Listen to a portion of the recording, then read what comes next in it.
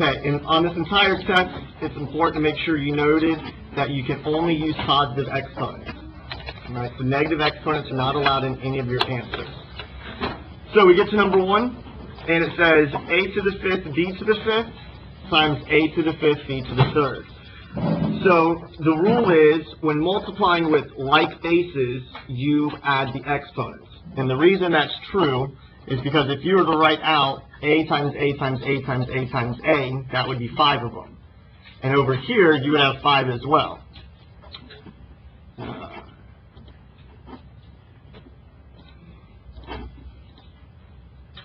So if you have 5 in one set of parentheses and 5 in the other set, that means you have 10 total. So we're between options C and D. Then we have b to the 5th and b to the 3rd. We add their exponents, which gives us b to the 8th. So 10 is our correct answer. Now obviously, they put down option A because they're going to get the students who think that you multiply exponents. So those would do 5 times 5 and 5 times 3, but that's not the right answer. So remember that you add them. If you're ever not sure, write it the long way and see how many letters you get. And I'll let you know if you're supposed to add or if you're supposed to multiply. Number 2, we've got a lot going on in number 2. So one thing I've been seeing, especially the people who did really well on the quiz last week, they organized their information before they did any of the actual calculations. So they took these and put them in groups. So yeah, you would do negative 6 times 3, and then we would do h times h to the 3rd. Then we would do I to the 2nd times I. And then we would do j to the 4th times j to the 3rd.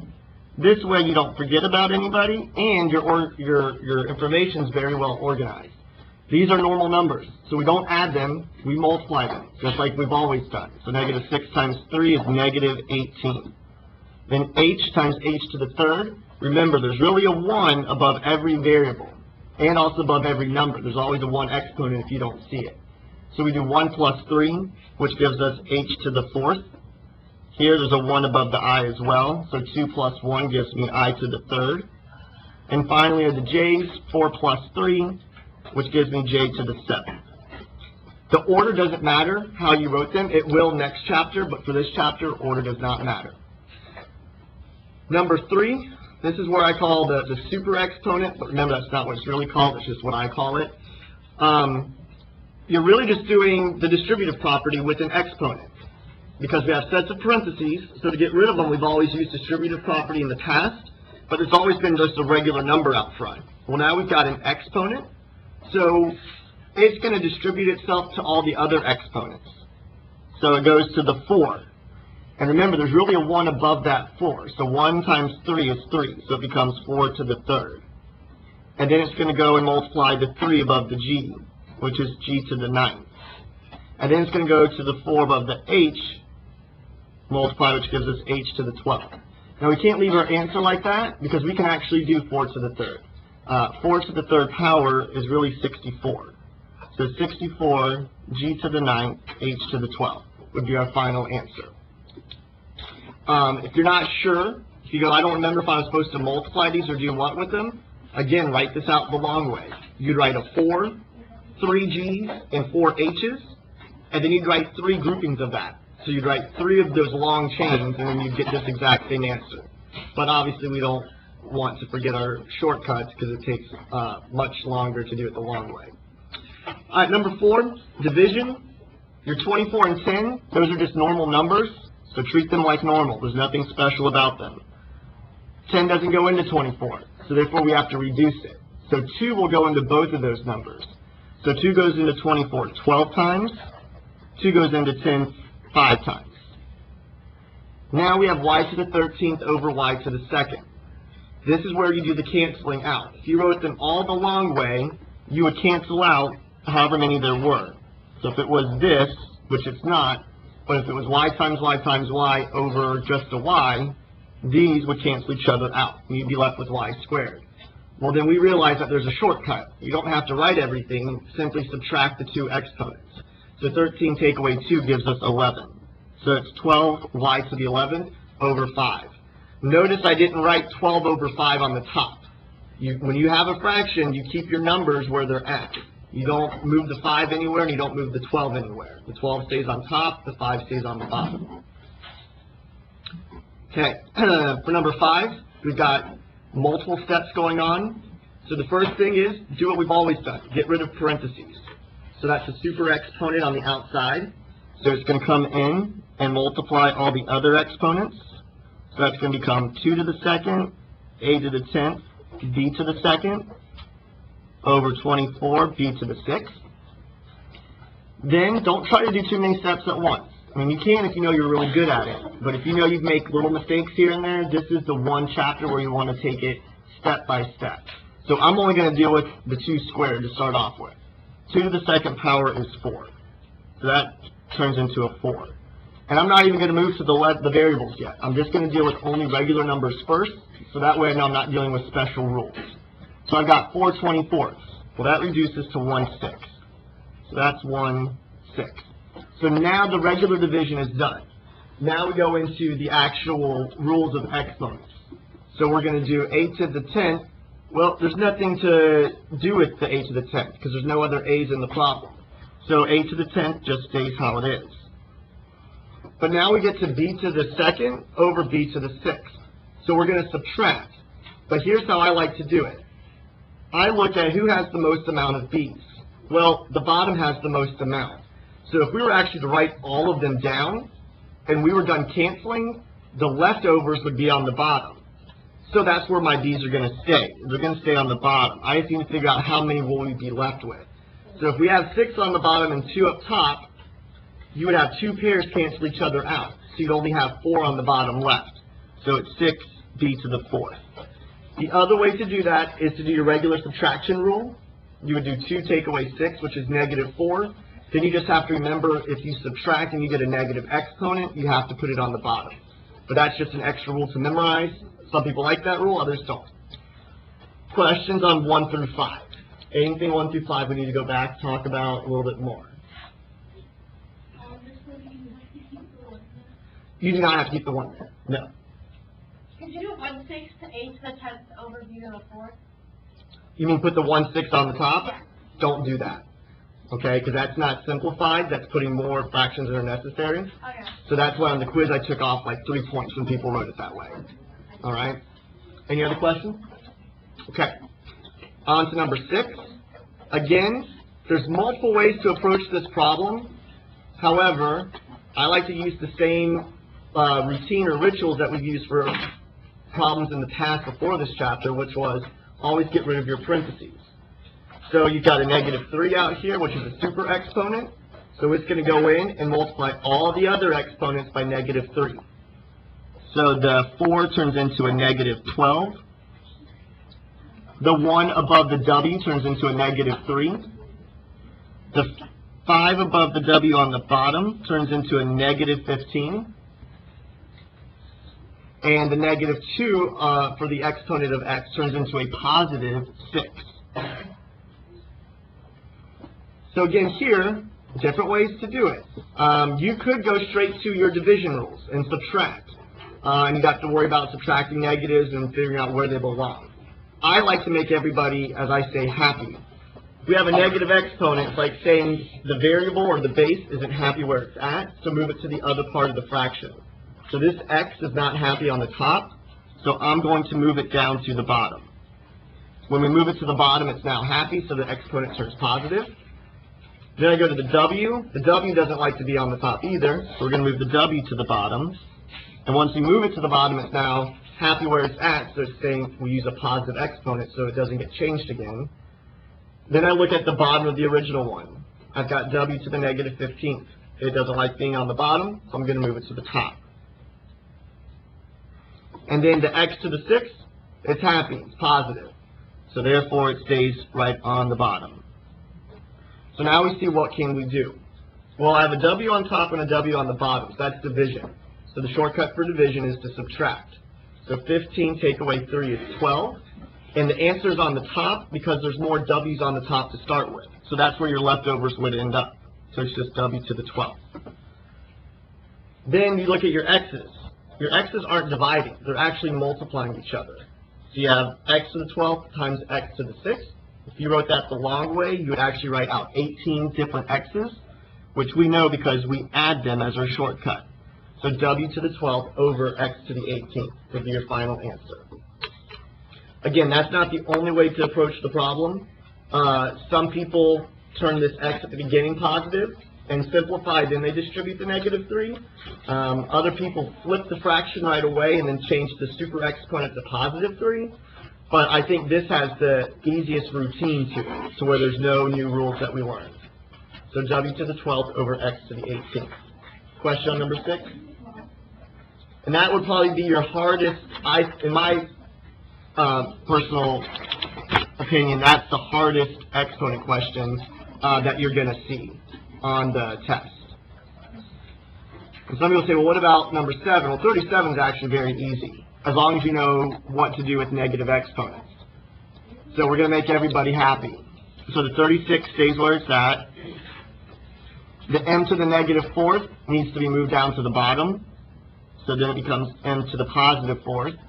N to the 6 on the top, it's happy, so we're going to leave it alone. Then we look down at the bottom numbers. The 4, it's happy, so we're leaving it alone. The m, it's happy, so we're going to keep it on the bottom. The n to the -2nd is not happy, so we move it to the top to make it happy. And then finally, p to the -4th. It doesn't like being on the bottom, so we also move it to the top. All of our exponents are positive and happy, so now we just go with our rules. Deal with your normal numbers first, so you don't use any special rules. You just have 36 divided by 4. 36 divided by 4 is 9 over 1. Then we look at the ends. Well, the ends are actually next to each other on the top, so that means they're multiplying. So you're going to take the 6 and the 2 and add them together. So you get n to the 8. Then I go to the p to the 4th. Well, there are no other p's in the problem, so it's not going to change. It's going to stay p to the 4th. And then I go down to the bottom where I have an m to the 4th and an m. Well, that's really m to the 1st. So 4 plus 1 is 5. So that's m to the 5th. You do not need the 1 in front of that m, but you are more than welcome to keep it there if you want it there. But you wouldn't see that if it was multiple choice. They wouldn't put a 1 in front of that m. But you can write it there if you want to. Any questions on number 7? All right, now we go into where there can be lots of trouble come Monday. These 6 questions, 8 through 13, if you get the formula mixed up, it's going to mess up all 6 questions. So please, off to the side, make sure you write down what I'm going to try to write down after it focuses.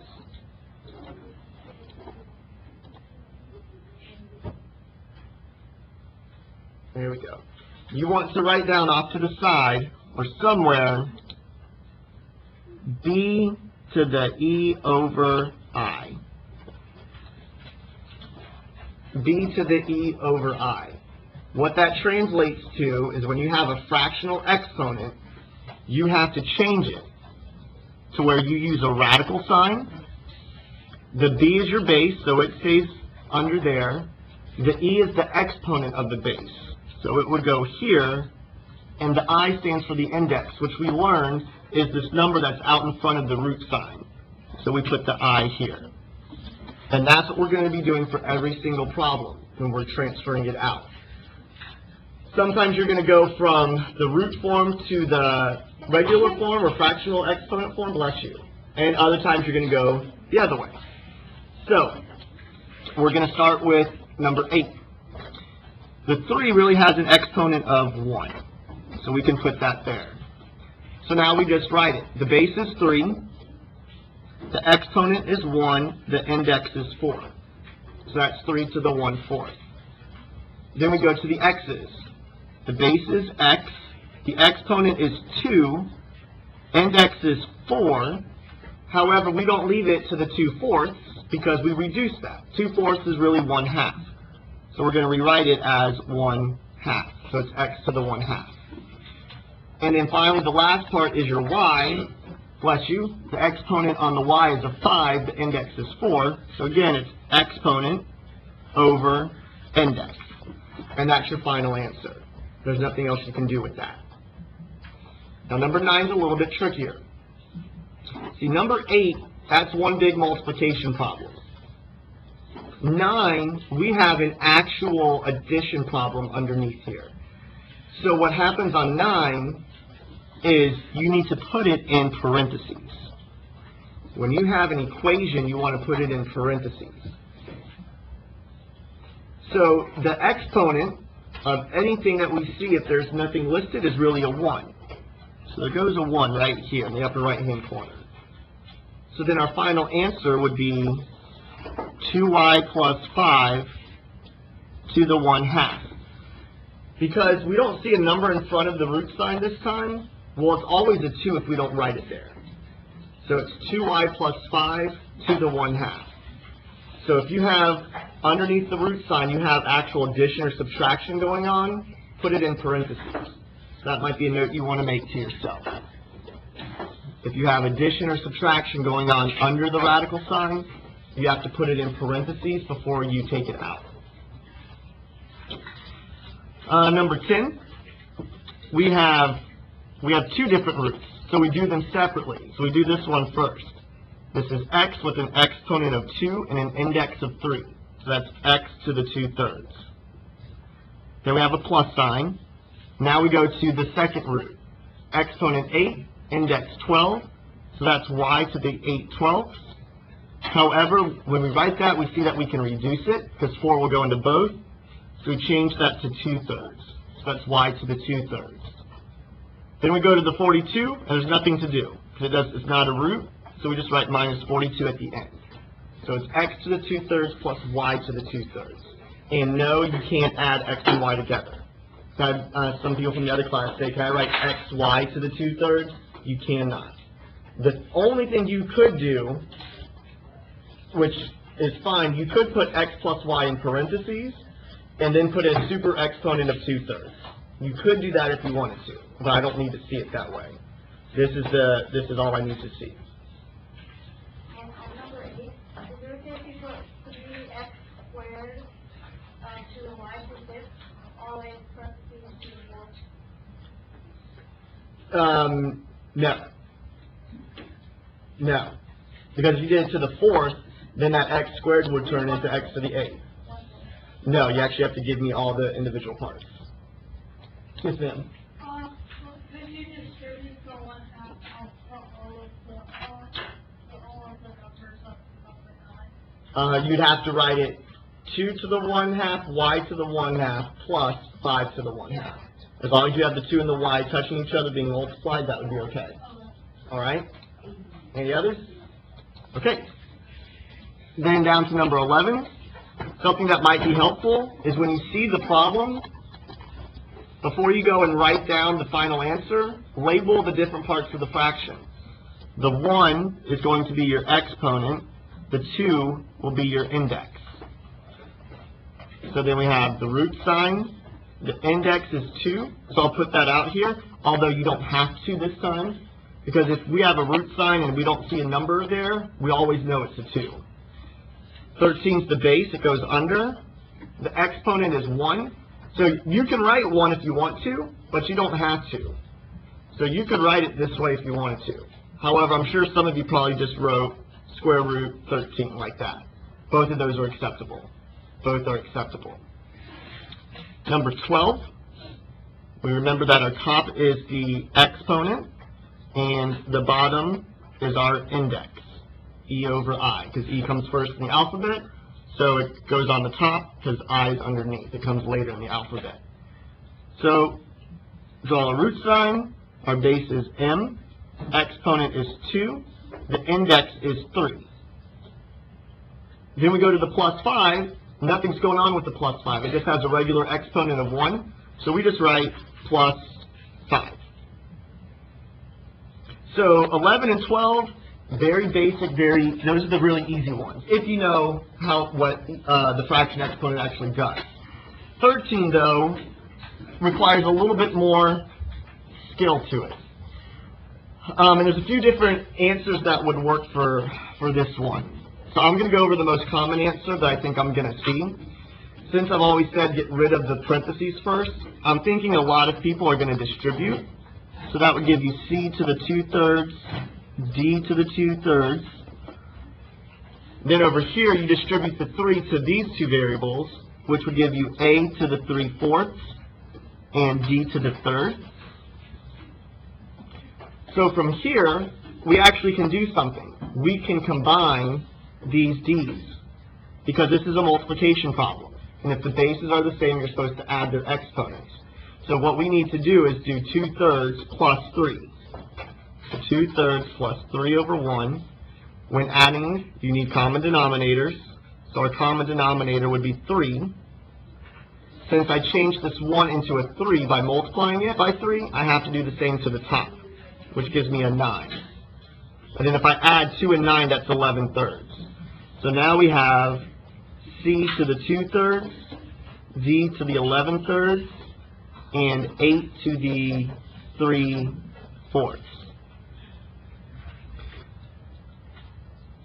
So here you can write a radical for every single one of these letters, or you could put the C and D together.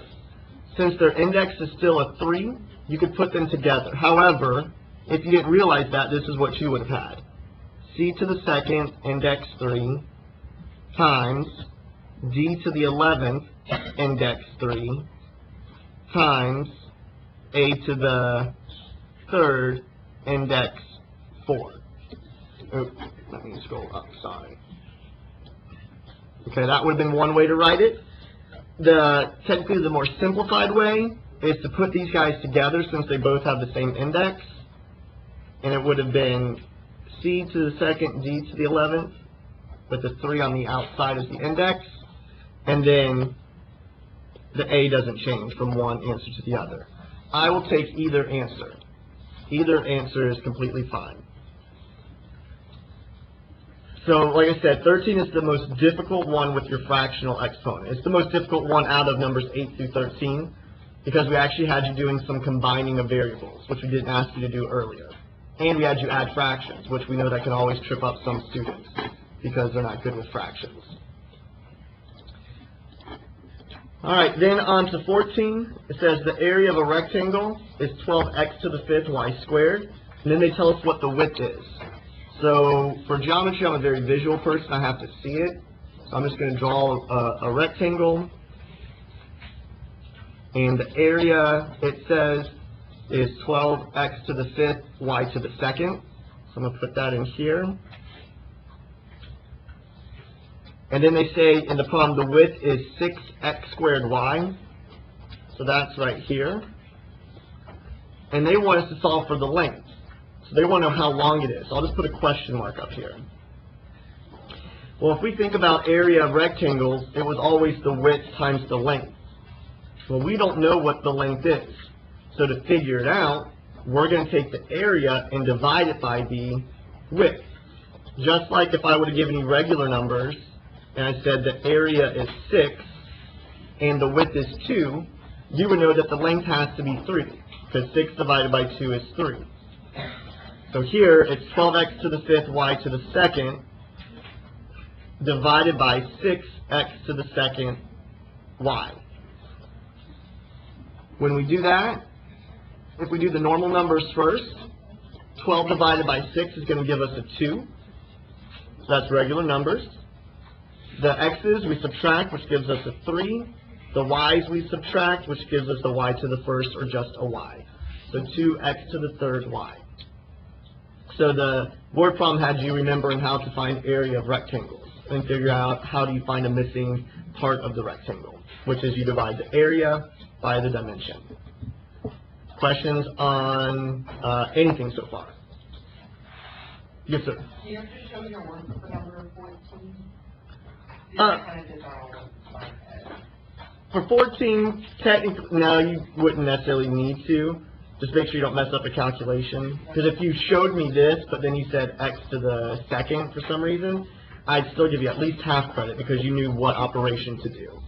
So it's up to you. You're gambling. Any other questions? Yes, sir. For certain things, yeah. Now, I don't give out lots of half credit because there is the retake. But certain things I still warrant half credit. Alright. Number 15.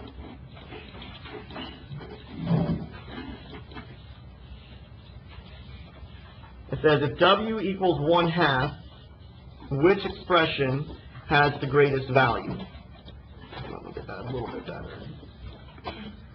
So what I would do, and this is just me, I would go and simplify all of these first. So for example, A turns into W to the negative second if you add their exponents. Then technically that means it's 1 over W to the second because we can't have negative exponents. B turns into, if we do the super exponent and distribute it, we get W to the 4th times W to the negative 10th. Well, then that turns into W to the 4th over W to the 10th because it's a negative exponent on that second W. Then if we use our division rule, we get 1 over W to the 6th because the bottom has more W's than the top. So the leftovers are going to be there on the bottom. C gives me W to the 15th, and there's nothing else to do with that. And then D gives me W to the 100th, which we can't do anything with that. Now here, if you know how fractions work, you don't have to do any more work. When you multiply a fraction over and over that's smaller than 1, you're not getting bigger. You're actually getting smaller. So W to the 100th, that's the worst answer, because that gives you the smallest value since you're multiplying with the fraction over and over. The next worst answer is C. So it's between these two, because what's going to happen is you're going to divide by whatever you get. So for example, if on letter A we put 1/2 in for W, well 1/2 times 1/2 is 1/4. So A turns into 1 over 1/4, which really means 1 divided by a 4th. So if you forgot how to do division, 1 over 1 divided by 1 over 4, you turn division to multiplication, and you take the reciprocal of the second fraction. So that equals 4. So A is the biggest so far. Well, I'm not going to go and do B because now I can use common sense. B, W to the 6th, is going to give me a smaller fraction than 1/4. However, I'm going to have to take the reciprocal.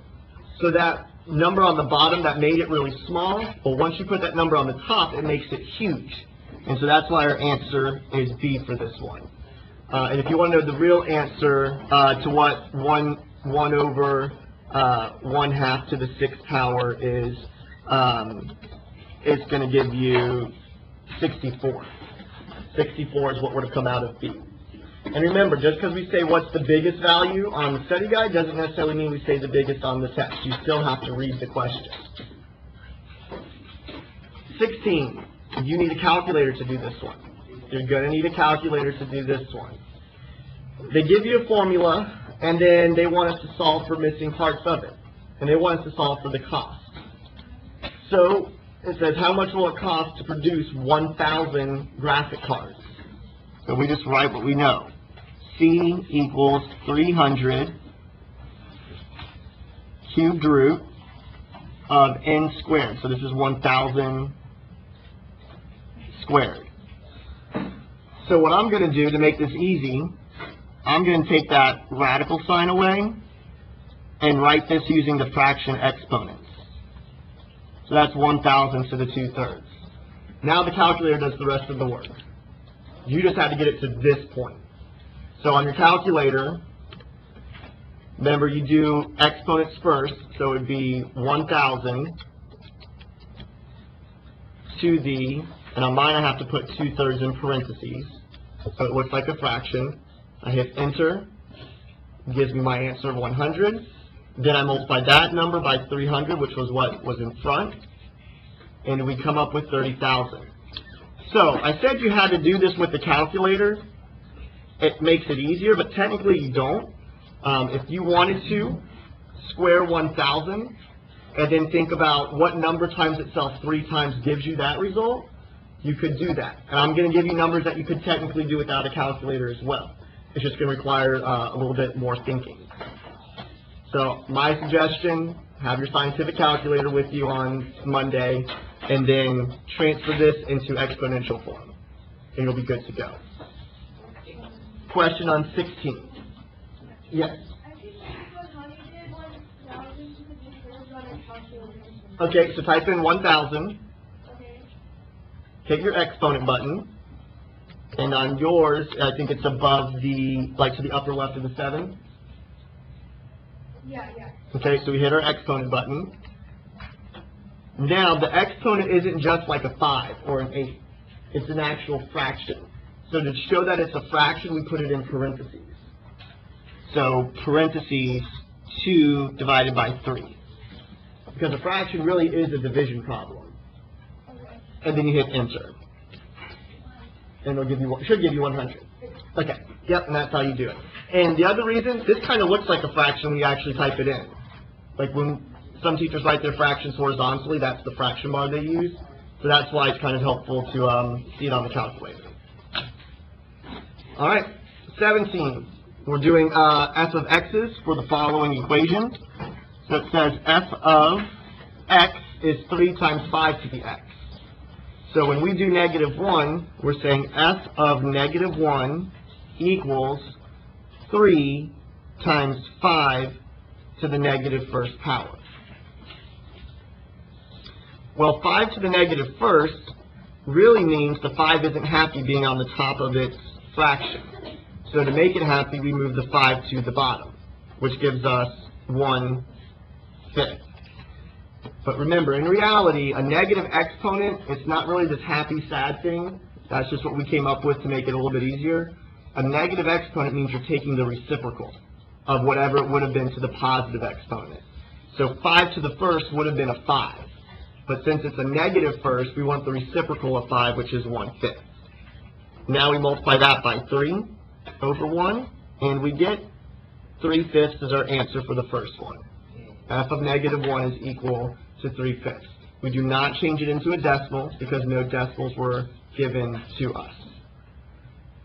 When we go to f of 0, makes it much easier because we have 3 times 5 to the 0, and we learned that any number to the 0 exponent other than 0 always gives us an answer of 1.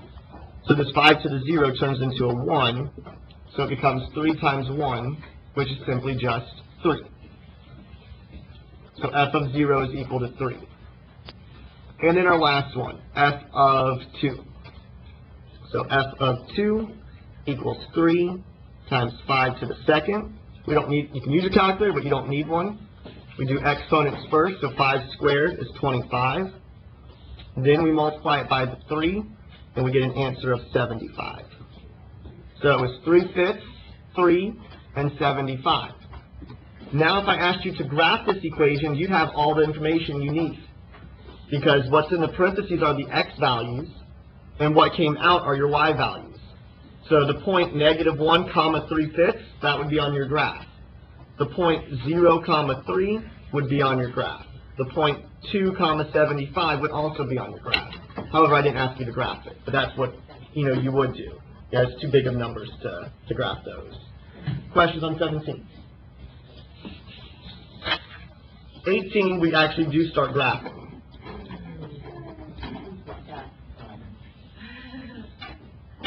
So we're graphing the function h of x equals 2 to the x. And remember, I said when doing this, you needed to use an XY chart. And the 5 numbers you pick should be -2, -1, 0, 1, and 2. So do the easy ones first. Positive exponents are easier for most people. So if we use x as 2, we come over here and put the 2 in for the x, which means it's 2 to the 2nd power, which is 4. Then we go and plug 1 in. 2 to the 1st power equals 2. Then we go and plug the 0 in. 2 to the 0 is 1.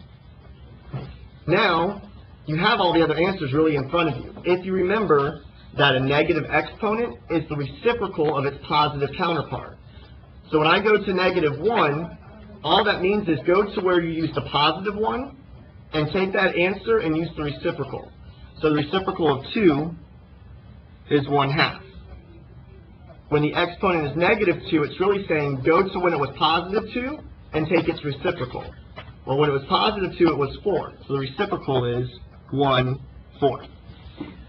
Now all you have to do is just plot them on your graph paper and label your points. So that's 0, 1. That's 1, 2. This is, actually, no, that's 1, 2. Went over up too much. And then 2, 4. So that's going to be the right-hand side of our curve. And so that was 0, 1, 1, 2, and 2, 4. Now the next one is at -1, ½ Of course, you can't get 1/2 perfect. So that's why we put the labels. So I'm going to put it right about there. Then you have -2, 1/4. So that's just a little bit under that. So I'll put it right there. And then we have it going. You do not have it crossing your x-axis though. If you put your line and it comes down here, that doesn't work. Okay? It's not going to go down there. Because we're going to approach 0, but we're never going to get to 0. And that's why we called it an asymptote. When you approach a number but never touch it, it's an asymptote. So these are your points. And then make sure you label the other two. So that one was -1, 1/2. And this one was -2, 1/4. And you put your arrows and you're good to go. This would be exponential growth because it's going up. Something to add, you might want to write down end behavior. That's something we've talked about. And so therefore I can ask it to you on the test. End behavior means what are the arrows doing? So the left arrow, it looks like it's going left, which it is, but it's going down as it's going left. So we say down. And then the right arrow is going up. So this is a down-up graph. So that's just something to keep in mind. Say again? No, I'm just saying you might want to put that in your notes for right now. Because you never know if that will come up as a regular question or maybe a bonus question, or it's just a good thing to have in the background. Then we go to 19. Same thing. We just have to make an XY table. -2, -1, 0, 1, and 2. Again, start off with the easy ones. So I'm going to put 2 in. So 1/3 to the second becomes 1/3 times 1/3, which is really 1/9. So now you're doing 3/1 times 1/9, which actually gives you the number 1/3. So the first one is 1/3. Then we plug in 1. Well, 1/3 to the first power is just 1/3. So you have 3/1 times 1/3, which gives you 1. Then you plug in 0. That makes it really easy. Anything to the 0 other than 0 always gives you a 1. So you have 3 times 1, which just gives you 3. Here again, you want to know the shortcut for negative exponents. You don't really want to go up there and plug that in and start flipping things. Just remember that the negative exponent is the reciprocal of the positive. Well, if we go down here when it was 1, 1, well, the reciprocal of 1 is simply just 1.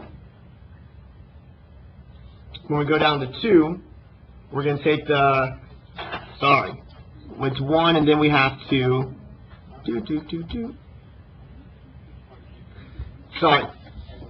So here, I went to the table, so that was my mistake. When we go to -1 as the exponent, we have to come over here and see what happened when we put a positive 1 in. When we put a positive 1 in for 1/3 to the 1/3 to the first power, we actually got 1/3. So if you put a -1 in, you won't get 1/3, but you'll get 3. So then it becomes 3 times 3, which is 9. Then when we put -2 in, we go to the beginning where we put positive 2 in, and when we did that, when we did 1/3 to the second power, we got 1/9. So 1/3 to the negative second power is the flip of 1/9, which is 9. Then we got to remember to multiply it by that number in front, which is 3. So you get a 27. So again, my mistake was I forgot that we were doing an extra step in front. If you're not doing an extra multiplier in front, then you can just go to the table like we did on the last problem and flip everybody. But if you do have something to multiply with in front, you have to go back over here and look at the work you were doing. So then you plot them. Obviously, I know you can't put negative 227 on your graph, so you don't have to plot that point. Negative 19 does fit, though. So that was 1, 2, 3, 4, 5, 6, 7, 8, 9. So negative 19, 0, 3. Then we have 1, 1. And finally 2, 1/3. You would label those points. Don't have your line going across the x-axis. And this would be exponential decay. And we could have noticed that right away because the number in the parentheses was bigger than 0 but less than 1. And that always produces decay. Questions on 18 or 19? 20, the question got cut off. So you're going to want to add something to this. So for number 20, it says a local parts shop buys a machine that costs $500,000. Its value depreciates exponentially each year by 10%.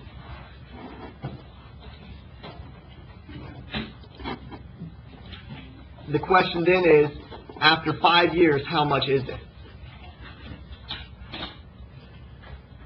After 5 years, what is the value?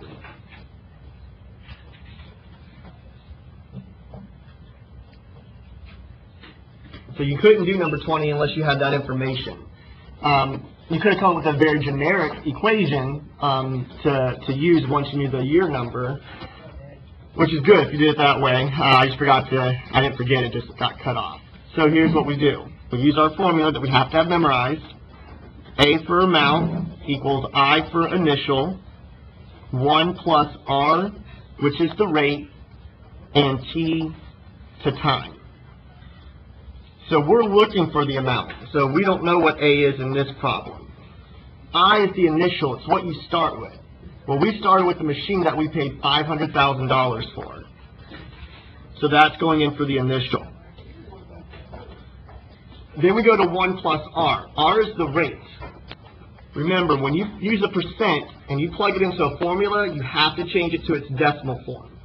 So 10% as a decimal is 0.10, or simply just 0.1. And here's where you have to be careful. If we say depreciates, that means you are losing money. So when you do 1 plus R, it's really 1 plus a negative 0.10. Or most students just say, can I just do 1 take away 0.10? Yes, that's fine. And that gives you 0.90. And then you look at how many years it was for. This is 5 years that I said, so we're going to put a 5 up here. Now the calculator does the rest of the work. So again, if you have my calculators on Monday, it'll take you longer because you'll actually have to hit 0.9 and times it by itself 5 times over and over and over. However, on our scientific calculators, we do 0.9 exponent 5, get that answer, then multiply it by the number that was in front, which was 500,000, which gives us 295,245.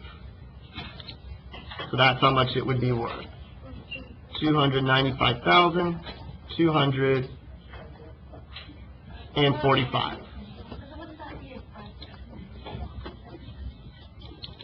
Okay. Any questions? So wait, which value is depreciating?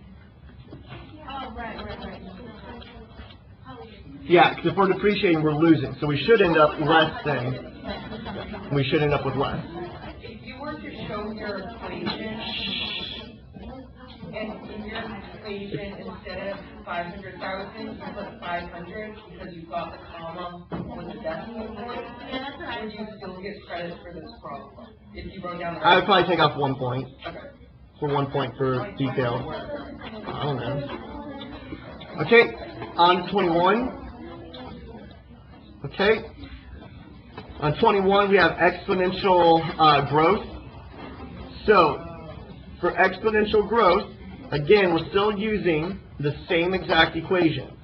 We're going to use A equals I parentheses 1 plus R to the T, whatever time is measured in. So it says since week 5, she had 72 boogers in her collection. She's collecting them and they're growing at 8% each week. So this is key. It's 8% each week. So your time that you put in better be in weeks.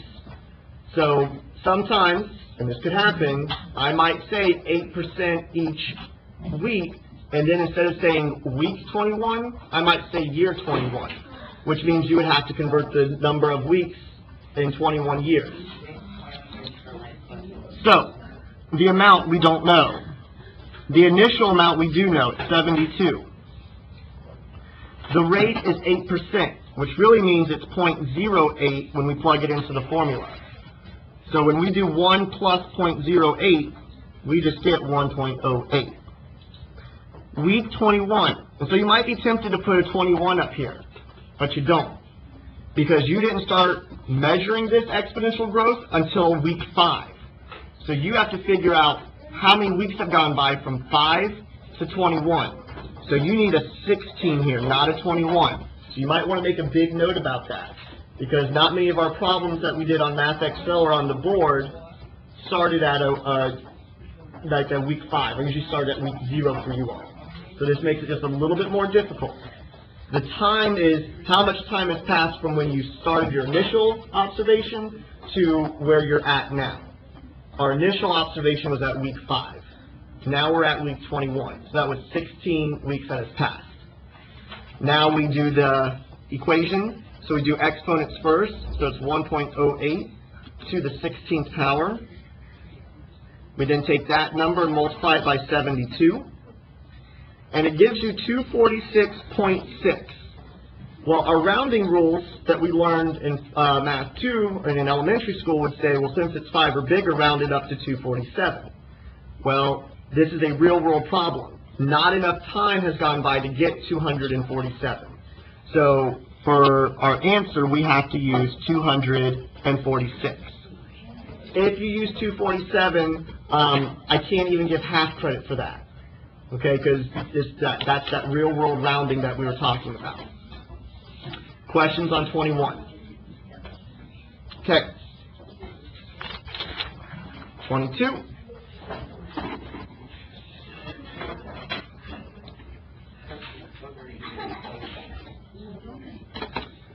Okay, so Shreya has given 5,000 to Crystal. She wanted them the whole time so that she could be eating them. And you laugh, but I still see 7th graders who do that in class every once in a while. Not all the time. Yeah, okay. So, it says at the end of 8 days, Crystal has 4,752. And they are currently decreasing at about 4.56% each day. If she continues this, how many will she have at day 20? So this is a decrease equation. And you might be tempted to start off with 5,000 as the initial amount, but we don't talk about the exponential decay until after the 8th day. So that's going to be your initial amount, the 4752. So A equals 4752. Since we're decreasing, we're going to subtract that percent. So it's 1 minus 0.0456. And then it's going to be, I'm just going to do a D for days, so I don't forget. So that would be fine if you wrote that as your equation. However, some of you might have actually done the subtraction of 1 minus 0.0456 and got 0.9544. So if you wrote this one, A equals 4752, parentheses, 0.9544 to the T or to the D, that would be fine as well. So we want to know by day 20, how many do we have? So we go to our calculator. The day number is not going to be 20, because we started measuring the decreased rate at the 8th day. So we're going to use, very good, we're going to use a 12 here, because from day 8 to day 20, that's a 12-day lapse. So we do 0.9544 to the 12th. We then multiply that number by 4,752. and we have 2,714.1.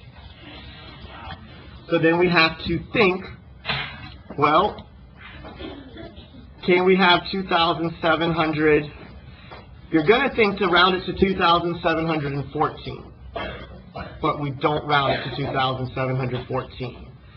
Since you're decreasing, that means she was kind of in the middle of eating one at this time, because she's eaten 2,714, because this is a decreased amount, but she hasn't finished that last one. So technically, she didn't have enough time to get to 2,714, so it needs to be 2,715. So if you want a shortcut, if you think you're going to forget how to round, exponential growth, you always round up. Exponential growth, you always round up. Exponential decay, always round down. Exponential decay, always round down. Oh, sorry, I just said that wrong. Backwards. Reverse that. Exponential growth, always round down. Exponential decay, always round up. So growth, round down. Decay, round up. That might be something you put at the top of your test when you get it Monday as well. Growth, round down. Decay, round up. Yes, ma'am. For the equation, I just put 0.9544. I put the one that you... That's fine. Yep, that is fine. This one is just someone who actually did the whole subtraction. I'll take either one of those.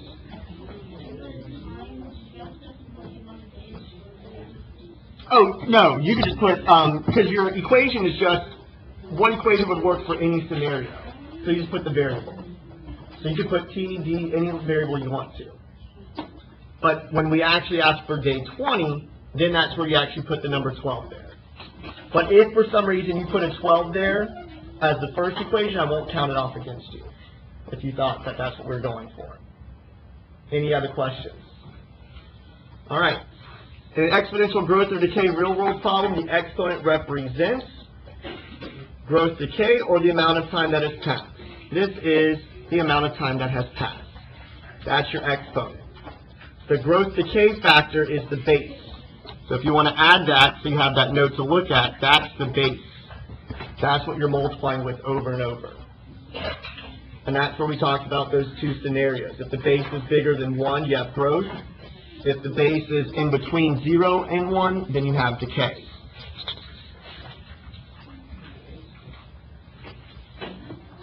Okay, 24. The function g of x is equal to 2x, 2 to the x power. That's the parent function. Then they say, what happens if you do 2 to the x plus k? So this says 2 to the x plus k. Well, this goes back to our shiftings of absolute value. When we did the number right next to the variable, that was a horizontal shift. So therefore, options C and D are no good, because one of them has it going above, one of them has it going below. So C and D are out. Now we see it says plus K. And if you think it's easier to do a number, put plus 4 there. Plus 4, you would think we move to the right 4. But horizontal movement, we actually do the opposite. So we go to the left 4. Well, we don't know what K actually is, so therefore we're going to go to the, oh wait, hold on.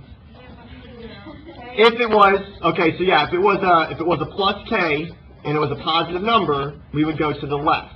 However, here in the problem, circle that part, it says K is less than 0. So that means it's a negative number. So if you put a negative number in for K, it turns into 2 to the x minus K. So therefore, we would go to the right. Because it says K is less than 0. Now, it might say K is greater than 0 on your test. So you have to look at that number to see, do you get a negative or a positive? Or I might give you the vertical shift number instead of the horizontal. The vertical shift number would have been that extra thing off to the side.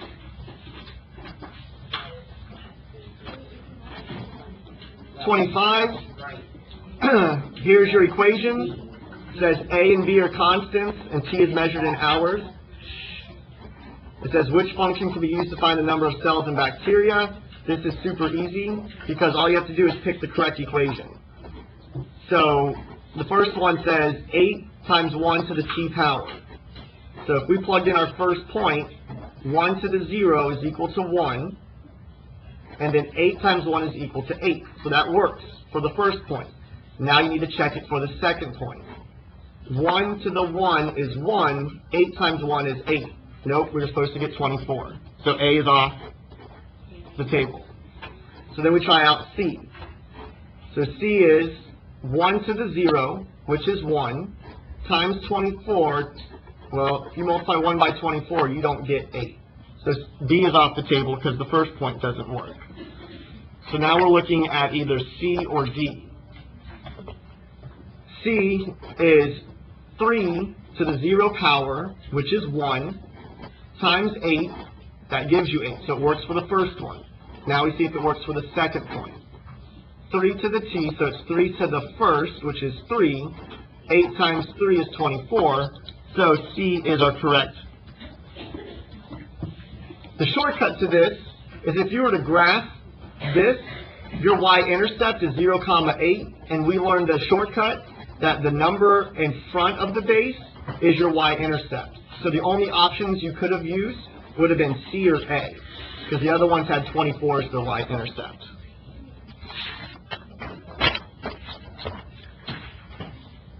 (26) It says, what's the difference between an arithmetic and a geometric? Arithmetic, you add the same number over and over. Geometric, you multiply the same number over and over. Now that's the lowest, simplest answer I would take. Technically, that's not the best answer to give. You should say for an arithmetic, there's always a common difference.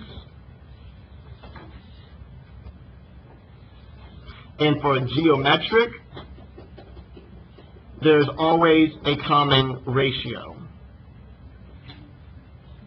That is really the correct way of saying it. However, if we just know for right now that for an arithmetic you're doing adding over and over, and geometric you're multiplying over and over, I'm fine with that. But again, state exam, multiple choice, they're going to use these words, common ratio and common difference. And then 27, write a geometric sequence that contains at least 5 elements. 5 elements means 5 separate numbers. Everyone's is going to be most likely different. You need to pick a number and then start multiplying with the same number over and over. So if I pick 3 and I decide to multiply by 4, I would go 3, 12, 48, 192, and 768. So I multiplied by 4 each time. You could start with any number other than 0, obviously, because if you start with 0 and you multiply, and someone goes, well, I'd have all zeros. Well, then you wouldn't have a common ratio, because your ratio would be 0 over 0, which is undefined. So even though that was kind of cute to think about that works, because you did the rule, it doesn't satisfy the definition of always having a common ratio. Any questions? Yes, sir.